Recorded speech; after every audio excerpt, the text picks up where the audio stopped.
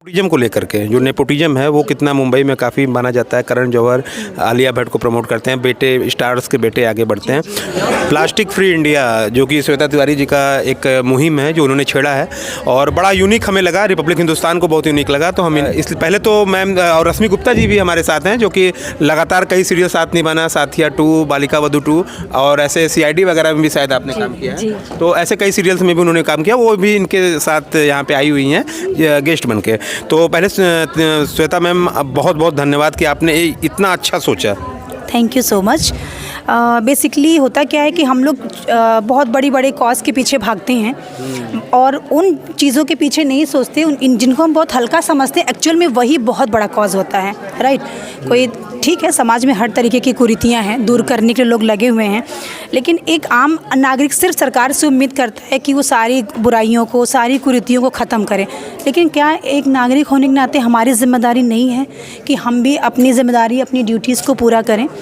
तो जब मुझे ये चीज़ रियलाइज़ हुआ कि जहाँ देखो सरकार ये नहीं कर रही, गवर्नमेंट ये नहीं कर रही है, तो मुझे लगा कि ठीक है, वो अपना काम कर रहे हैं, उनके पास बहुत सारा काम है, बट अगर हम एक नागरिक होने के नाते हम एक दो चीज़ों के लिए भी अगर प्रयास करेंगे तो काफ़ी सहयोग हो सकता है हमारे देश में। हमारी वजह से कहते हैं कि बूंद बूंद से सागर बनता है। तो अगर एक एक व्यक्ति 10 लोगों को भी जागरूक करेगा तो हमारा भारत बहुत ही जल्दी जागरूकता के एक बहुत ही शिखर पे पहुंचेगा। महाकुंभ आ रहा है और लगातार महाकुंभ की तैयारियां चल रही हैं, लेकिन मैं जब गंगा नदी को देखता हूं, सिर्फ वाराणसी की स्थिति नहीं है, मिर्ज़ापुर आसपास सटे जहां जहां गंगा है वहां पर भी बहुत ज़्यादा प्लास्टिक वगैरह वहाँ फेंका हुआ मिलता है, जिससे काफ़ी वो होता है। पर्यावरण के लिए तो प्लास्टिक है ही नुकसानदेह। तो इसके लिए आप क्या सोचते हैं और क्या कर रही हैं महाकुंभ के विषय में? वाराणसी के बाहर, वाराणसी में तो आप कर रही हैं, आपकी सक्रियता दिखती है, वाराणसी के बाहर आप क्या कर रही हैं? देखिए, 4 अगस्त 2019 से हम इस मुहिम को लगातार चला रहे हैं। अगर ये आज हमारा 25वां इवेंट है तो समझ लीजिए हम मिनिमम 25 बार इस जागरूकता को कर चुके हैं। 25वां है, सिल्वर जुबली जी। अलग अलग शहरों में अभिनेत्रियां हमारा साथ देती हैं हमारे इस जागरूकता संदेश में, क्योंकि हम एक आम नागरिक है, हमारी बात जनता उतना नहीं सुनेगी जितना वो अपने पसंदीदा कलाकार की बात को सुनेगी। इवन पोलियो को भी दूर करने से भारत में बहुत टाइम लगा। हमारे महानायक अमिताभ बच्चन जी जब आए हैं तब जागरूकता के प्रति लोगों का रुझान बढ़ा है। तो हमें लगा कि हमारी मेहनत वो 4 गुना ज़्यादा होगी, लेकिन अगर एक अभिनेत्री, एक फेमस चेहरा हमारे साथ होगा हमारी इस मुहिम में। बिल्कुल, जो एक कैंपेन होता है वो है प्लास्टिक फ्री कैंपेन, मतलब कि नो प्लास्टिक। तो हमें प्लास्टिक से फ्री होना है। बेसिकली क्या है ना, प्लास्टिक जितने लोग यूज़ कर रहे हैं वो यूज़ करने के बाद ऐसी जगह फेंकते हैं जहाँ पे बहुत बच्चे, जानवर, पानी ऐसी जगहों पे जाता है और वो बहुत ख़राब करता है, प्रदूषण बहुत ज़्यादा फैलता है इससे। तो मुझे लगता है कि देखिए, सबकी बस की बात नहीं है कि कोई इंसान नहीं करे, और हम बस छोटी सी बात सबके सामने रखना चाहते हैं कि हम जितना प्लास्टिक को मना करेंगे, नहीं करेंगे, तो शायद हमारी बात जनता तक जाएगी और वो यही चीज़ फॉलो करेंगे। और मुझे भी लगता है कि जितना कम प्लास्टिक का उपयोग किया जाएगा उतना ही भारत आगे बढ़ेगा। और इसमें देखिए, प्रधानमंत्री हैं, अपने CM जी हैं, जितने भी लोग हैं, बहुत लोग हैं इस चीज़ को चला रहे हैं। और आज मैं मलिका के साथ खड़ी हूँ, श्वेता तिवारी के साथ खड़ी हूँ, और ये बहुत बड़ी बात है कि जैसे कि ये जो कैंपेन चल रहा है, इतना आसान नहीं है एक लेडी के लिए इतना कुछ चलाना, और ये 25वां है। तो आप समझिए कहाँ कहाँ इन्होंने ये मैसेज डाला है। तो इस मैसेज को वेस्ट ना किया जाए, और जितना आप प्लास्टिक को मना कर सकते हैं, ना कर सकते हैं, उसको करें।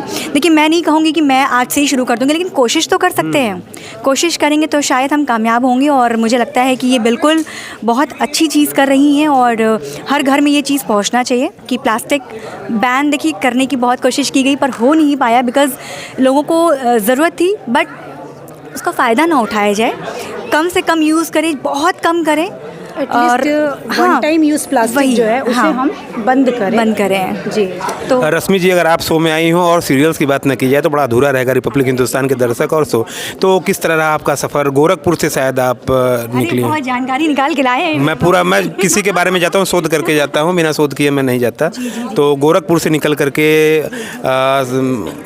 धारावाहिक सीरियल्स में अपनी जगह बनाना और अच्छी जगह बनाना, कैसा रहा आपका सफ़र? तो योगी जी के शहर से हूँ मैं, गोरखपुर, और वहाँ मेरा जन्म हुआ है। मेरी पढ़ाई लिखाई थोड़ी लखनऊ में हुई है, फिर मुंबई में हुई है। तो मैं आज 12-13 साल से मुंबई में हूँ।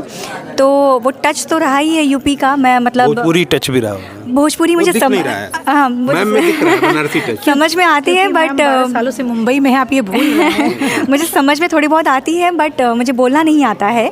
और ठीक है, वो हमें कभी इतना ज़रूरत लगा भी नहीं है बिकॉज़ जहाँ पे मैं अभी रह रही हूँ वहाँ पे इतना ज़रूरत नहीं है भोजपुरी का।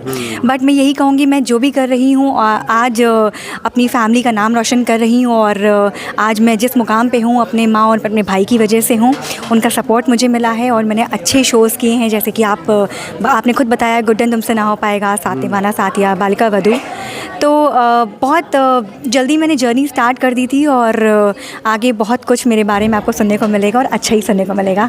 इंडस्ट्री के बारे में कुछ बताइए, कुछ जैसे क्या होता है कि सास बहू के सीरियल्स, कुछ लोग कहते हैं जनरेशन को काफ़ी इफ़ेक्ट डाल रहे हैं। ऐसे सीरियल्स होते हैं जो अभी इसे घरों में काफ़ी कलह पैदा हो रही है। कुछ लोग ऐसा भी आर्टिकल लिखने वाले लिखते हैं, उसके उनको आप क्या जवाब देना चाहेंगे? सास बहू में पहली बात तो कोई ऐसा कलेश नहीं होता है, मतलब सीरियलों में जो कि वो दिखाते हैं उससे घर में कलेश नहीं होता। कलेश होता है जैसे कि क्राइम स्टोरीज से, जो कि लोग उससे सीखते हैं और वो गलत सीख रहे हैं। और अगर क्राइम स्टोरीज़ भी बन रही है ना तो वो भी कहीं ना कहीं लोगों को देख के बन रही है। तो ये एक दूसरे का वो गिव एंड टेक है, किसी एक की वजह से नहीं है।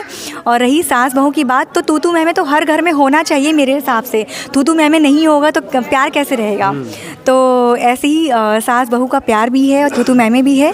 बट सीरियल की वजह से किसी का घर इफ़ेक्ट नहीं हुआ है, ये जहाँ तक मेरी 12 साल की इंडस्ट्री की सोच है। कभी घर इफ़ेक्ट नहीं हुआ बिकॉज ऑफ सीरियल। हाँ, क्राइम की लड़की मुंबई जाती है, क्या अंतर पाती है? गोरखपुर देखिए बहुत मैं अभी भी बताऊँ तो मैं भी बहुत टच में हूँ। और जो कहते हैं ना ऑरा वाइब्स जो उस अपने गांव की, अपने शहर की है, वो कभी मैं भूली नहीं हूँ और मैं कभी जीवन में नहीं भूलना चाहती हूँ। क्योंकि और ये है कि हाँ, लेकिन आप जिस जगह रहते हैं वहाँ की चीज़ों को आप जितनी जल्दी अपनाएंगे तो ही आप कामयाब होंगे। लेकिन इसका मतलब ये नहीं है कि आप पीछे की चीज़ों को छोड़ते जाएं। पीछे की चीज़ें ले करके आप आगे बढ़ें, आगे की चीज़ को अडैप्ट करें। अगर आप अडैप्ट भी नहीं करेंगे तो भी आप पिछड़े हुए माने जाएंगे। तो वैसे ही मैंने मुंबई को अडॉप्ट कर लिया है। और आज मुझे लगता है और भी जितने लोग, मुझे बहुत मैसेजेस आते हैं कि मुझे भी इंडस्ट्री में आना है, मैं उनसे यही बोलती हूँ कि आप ज़रूर आएँ, लेकिन थोड़ी अपनी पढ़ाई पूरी करके आएँ। बिकॉज़ बिना पढ़ाई के तो कुछ भी नहीं है। अगर आप इंसान को ये लगता है कि बिना पढ़े लिखे हम इंडस्ट्री में टॉप कर जाएंगे तो ऐसा नहीं होता है। और सब्र जो है, पेशेंस बहुत चाहिए इंडस्ट्री में। तो उसी पेशेंस के साथ मैं भी काम कर रही हूँ। सवाल ख़त्म नहीं हो रहे हैं तो सवाल बढ़ते जा रहे हैं। ये बताइए, समय का भी अभाव है आपके पास, हमारे पास तो पूरी रात रहती है, समय ही समय रहता है, हमारे सवाल ख़त्म नहीं होते। लेकिन नेपोटिज्म को लेकर के, जो नेपोटिज्म है वो कितना मुंबई में काफ़ी माना जाता है। करण जौहर, आलिया भट्ट को प्रमोट करते हैं, बेटे स्टार्स के बेटे आगे बढ़ते हैं। ये पूर्वांचल के लड़के सुशांत सिंह राजपूत जिस तरह से चले जाते हैं उन पर हम नहीं बात करेंगे। लेकिन ये जो नेपोटिज्म है अब कितना है वर्तमान समय में? कंगना रनावत भी लगातार हमला करती हैं इस पर। जी, अभी प्रेजेंट टाइम में देखेंगे तो मैं नहीं देख पा रही हूँ कि अभी कुछ नेपोटिज्म पे चल रहा है। लेकिन हाँ, अर्लियर स्टेज पे पहले नेपोटिज्म था और ये विलुप्त नहीं होगा मुझे ऐसा लगता है। क्योंकि अगर देखिए, हम खुद भी ऐसे घर से हैं और मैं आपकी भी बात करूँगी, आप भी जब एक बड़े कलाकार को देखेंगे तो आप भी एक्सपेक्ट करेंगे कि शाहरुख खान है तो शाहरुख खान का बेटा कहाँ है। तो ये नेपोटिज्म मैं इसको नहीं बोलूँगी। ऑफकोर्स वो उनकी पीढ़ी है, वही चीज़ करते आ रही है। हाँ, जो एक्टर्स हैं, जो जिनके अंदर टैलेंट है, अगर हम उनको नहीं निखार पा रहे हैं, हम उनको नहीं ला पा रहे हैं, तो हम बोलेंगे कि बहुत पिछड़े हुए हैं और उनको भी मौका देना चाहिए। बट करंट स्टेटस में आपने बोला तो अभी राइट नाउ ऐसा कोई बहुत नेपोटिज्म नहीं चल रहा है। बनारस में है, बनारस से क्या यादें लेके जा रही हैं? तो बनारस में काशी विश्वनाथ के दर्शन के बिना तो आप अधूरे हैं। और मैं जब भी आती हूँ हमेशा उनके दर्शन करके जाती हूँ। जैसे लास्ट टाइम आई थी, एक गाने का शूटिंग करके गई थी 80 घाट पर और वहाँ पे मैंने शयनन आरती भी अटेंड की थी। तो अभी आज भी मुझे लगता है कि आज हम लोग श्वेता जी मुझे आज बहुत कुछ करवाने वाली हैं, दर्शन भी करवाएंगी और प्रसाद और आशीर्वाद लेके जाएंगे। बिना इनके तो काम चलेगा नहीं। तो हर हर महादेव। और लास्ट में हम यही बोलेंगे कि वन टाइम यूज़ प्लास्टिक का इस्तेमाल आप ना करें, क्योंकि वो ना सिर्फ हमारे लिए बल्कि जानवरों के लिए भी हानिकारक है जी। और इसके पहले हम लोग लखनऊ, बनारस, गोरखपुर, पटना बहुत सारे शहर में कर चुके हैं। अगला जो हमारा होने वाला है वो नेक्स्ट हमारा लखनऊ में है 12 जनवरी को। अदा खान आएंगे उसमें? जी, आपने जानकारी है। मैं बिना तैयारी के नहीं जाता। जी, बहुत अच्छी बात है। तो बस बनारस वासियों से यही अपील है कि यही हमारे मोदी जी का संसदीय क्षेत्र है, तो यहाँ की गंगा को स्वच्छ रखें, सुरक्षित रखें। साथ ही साथ महाकुंभ होने वाला है तो वहाँ आप बनारस के क्या गिफ्ट देंगे इन्हें जाते जाते? मैंने बनारसी सूट मंगा रखा है। अच्छा, पहले से? जी, और मैम को पता नहीं था, बट ऑन कैमरा ये रिकॉर्ड हो गया क्योंकि बनारस में कहते हैं हम सब निकलवा लेते हैं, आपको पता है हम लोग जैसे लखनऊ में होता है, हम लखनवी चिकन ज़रूर देते हैं वहाँ का, तो उसी तरीके से यहाँ का बनारसी सूट, बनारसी साड़ी, तो हमने बनारसी सूट मंगा रखा है जो हम मैम को तोहफे के तौर पे देंगे।